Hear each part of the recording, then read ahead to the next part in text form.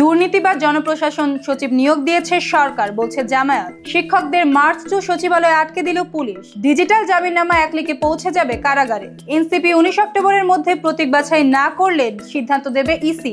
তেলের দাম সরকার বাড়ায়নি, তেল কোম্পানির টিভি পত্রিকাকে এক হাত নিলেন বাণিজ্য উপদেষ্টা। 1 নভেম্বর থেকে বিকাশ নগদ রকেটে করা যাবে আন্তঃলেনদেন। বিশ্বকাপে নাম লেখালো 5 লাখ জনসংখ্যার দেশ। কিছু উপদেষ্টা ষড়যন্ত্রে লিপ্ত, তাদের কণ্ঠ রেকর্ড আছে, এমনটাই বললেন জামায়াতের নায়েবে আমির ডক্টর তাহের। অন্তর্বর্তী সরকারের একজন উপদেষ্টা সিভিল ও পুলিশ প্রশাসনে একটি বিশেষ দলের অনুগতদের বসিয়ে নীল নকশার নির্বাচন করার ষড়যন্ত্র করছেন বলে অভিযোগ করেছেন জামায়াত নেতা সৈয়দ আব্দুল্লাহ মোহাম্মদ তাহের। সম্প্রতি জনপ্রশাসনে একজন সচিব নিয়োগের বিষয়ে তীব্র সমালোচনা করে আব্দুল্লাহ মোহাম্মদ তাহের অভিযোগ করেন, সরকারের কোনো উপদেষ্টা আমাদের আশ্বস্ত করেছিলেন যে আমরা এখানে কোনো দলীয় লোক দেব না, অসৎ লোক দেব না, কিন্তু আমরা বিস্ময়ের সঙ্গে লক্ষ্য করছি আমাদের সঙ্গে কথা বলার একদিন পরেই এমন এক ব্যক্তিকে সেখানে নিয়োগ করা হয়েছে যার অতীতের দুর্নীতির ইতিহাস অনেক লম্বা। সে একটি দলের প্রো এমপিভুক্ত। এমপিওভুক্ত শিক্ষকদের মার্চ টু সচিবালয় আটকে দিল পুলিশ। বাড়ি ভাড়া ভাতা বৃদ্ধি সহ 3 দফা দাবিতে এমপিওভুক্ত শিক্ষক কর্মচারীদের শহীদ মিনার থেকে সচিবালয় অভিমুখে মার্চ টু সচিবালয় পদযাত্রা আটকে দিয়েছে পুলিশ। পদযাত্রাটি হাইকোর্টের সামনে পৌঁছালে পুলিশ আটকে দেয়। হাইকোর্টের সামনে শিক্ষক কর্মচারীরা ও পুলিশ সদস্যরা মুখোমুখি অবস্থান করছেন। আদালত থেকে জামিন পাওয়ার পর আসামিকে 12টি ধাপ অতিক্রম করতে হয়। এর কোনো ধাপে টাকাও খরচ করতে হয়। সব ধাপে হয়রানির শিকার হতে হয়। তাই এসব হয়রানি নিরসনে আগামীকাল 15 অক্টোবর থেকে অনলাইনে কারাগারে জামিননামা পাঠানো হবে। এর ফলে জামিন পাওয়ার পর এক ক্লিকেই জামিননামা সংশ্লিষ্ট কারাগারে চলে যাবে, জানিয়েছেন আইন উপদেষ্টা ডক্টর আসিফ নজরুল। এনসিপি 19 অক্টোবরের মধ্যে প্রতীক বাছাই না করলে সিদ্ধান্ত দেবে ইসি। তা না হলে ইসি নিজ বিবেচনায় দলটির প্রতীকের বিষয়ে সিদ্ধান্ত নেবে। রাজনৈতিক দল হিসেবে নিবন্ধনের শর্ত পূরণ করেছে এনসিপি। দলটি তাদের প্রতীক হিসেবে শাপলা চেয়েছে, কিন্তু নির্বাচন কমিশনের সংশ্লিষ্ট বিধিমালায় এই প্রতীক অন্তর্ভুক্ত না থাকায় শাপলা এনসিপিকে বরাদ্দ করা হচ্ছে না। ইসি এনসিপিকে বিধিমালায় নির্ধারিত তালিকা থেকে একটি প্রতীক পছন্দ করতে চিঠি দিয়েছিল। 7 অক্টোবরের মধ্যে এ বিষয়ে এনসিপিকে জানাতে বলেছিল ইসি। তবে এনসিপি তাদের প্রতীক হিসেবে আবারও শাপলা দাবি করেছে। তেলের দাম সরকার বাড়ায়নি, তেল কোম্পানির কিছু টিভি পত্রিকা দাম বাড়ানোর অহেতুক খবর প্রকাশ করেছে।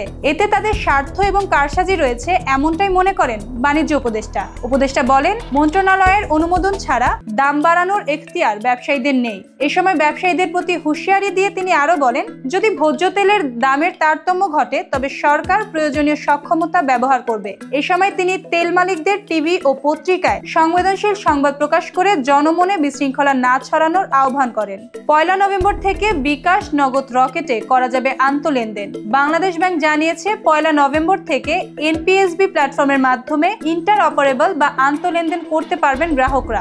এর আওতায় bank, mobile financial service provider, payment service provider ও ডিজিটাল ব্যাংক একক প্ল্যাটফর্মে যুক্ত থাকবে। ফলে গ্রাহকরা ব্যাংক থেকে এমএফএস বা পিএসপি এবং বিপরীতমুখীভাবে অর্থ স্থানান্তর করতে পারবেন।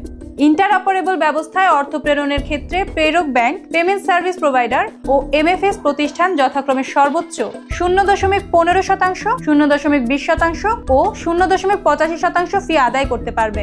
অর্থ প্রেরণের আগে গ্রাহককে এ ফি সম্পর্কে জানতে হবে এবং তা প্রেরকের হিসাব থেকে কর্তন করতে হবে। তবে প্রাপকের কাছ থেকে কোনো চার্জ নেওয়া যাবে না।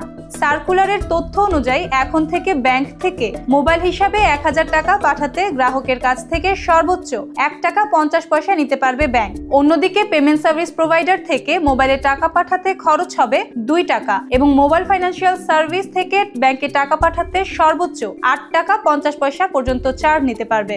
বিশ্বকাপের নাম লেখালো 5 লাখ জনসংখ্যার দেশ। প্রথমবারের মতো ফুটবল বিশ্বকাপে জায়গা করে ইতিহাস গড়েছে আফ্রিকার ছোট দ্বীপ দেশ কেপ ভার্দে। ঘরের মাঠে এসওয়াতিনিকে 3-0 গোলে হারিয়ে 2026 সালের বিশ্বকাপে জায়গা নিশ্চিত করেছে ব্লু শার্কসরা। প্রায়ার জাতীয় স্টেডিয়ামে অনুষ্ঠিত এই জয়ে দলটি নিজেদের বাছাই পর্বের গ্রুপে শীর্ষস্থান দখল করে নেয়। ক্যামেরুনের মতো শক্তিশালী দলকেও পেছনে ফেলে।